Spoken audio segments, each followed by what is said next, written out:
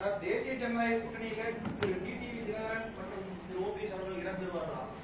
ஏன்னா நீங்களும் போய் ஓபிஎஸ் தினகரன் சந்திச்சுட்டு அமித்ஷா சந்திச்சிருக்கீங்க. அதே போல குழுக்கு முடிஞ்சு நயனா நாகேந்திரனும் எடப்பாடி சந்திச்சுட்டு அமித்ஷா சந்திக்கிறாங்க. அவங்களுக்கு தேசிய ஜனநாயக கூட்டணியில் இடம் பெறா இல்லையா?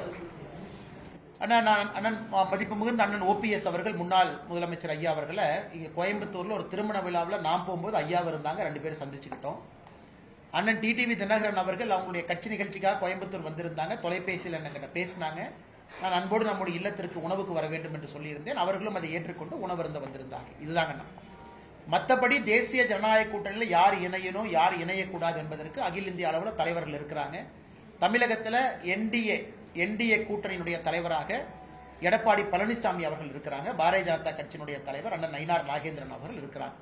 அதனால சரியான நேரத்தில் இவர்கள் முடிவெடுத்து சொல்லுவார்கள். இவங்க பேசுவாங்க யார் வரணும் யார் வரக்கூடாதுன்னு.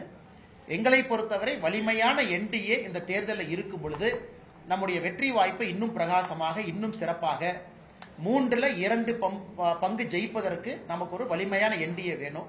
அந்த வலிமையான என்டிஏல யார் இருக்கணும்? இன்னும் நிறைய பேர் இந்த கூட்டணிக்கு வராமல் இருக்கிறாங்க. உதாரணத்துக்கு தேமுதிக, உதாரணத்துக்கு பாட்டாளி மக்கள் கட்சி, அவங்கெல்லாம் வரும்பொழுது இந்த தேசிய ஜனநாயக கூட்டணி இன்னும் வலிமையாக இருக்கும். அதனால் சம்பந்தப்பட்ட தலைவர்கள் தகுந்த நேரத்தில் உங்களுக்கு பதில் சொல்லுவாங்கன்னா, நான் ஒரு பதில் சொன்னா தவறா போயிருவேன். 60 வருட நம்பிக்கை. Anand banians and briefs.